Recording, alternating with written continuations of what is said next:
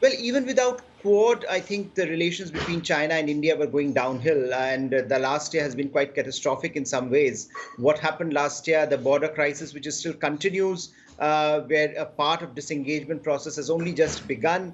But India is now recalibrating its China policy in substantive ways, and I think that's going to be the real story going forward. That India, which has been, as you said, more or less a fence sitter in the larger balance of power game, if you will, in the region, is now making its intentions, is now making its reasons for joining certain platforms very clear. And I think going forward, the contestation between China and India is only likely to get enhanced. And therefore, when we look at the larger regional landscape where China's increasing posturing vis-a-vis Australia, Japan, and of course the larger dynamic with the US continues, and these three countries being an alliance partners, as you said, India also joining in perhaps is a turning point in the Indo-Pacific balance of power. Okay, interesting. And stepping up on vaccine diplomacy efforts, I wonder how that translates into economic benefits for India.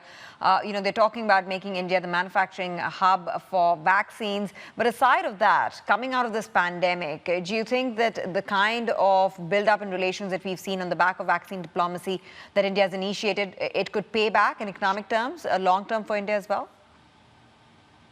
I think so. I think the idea here is that India wants to retain some of the manufacturing capabilities and capacities. It wants to regenerate a sense of industrial capacity that it had lost over the last few years.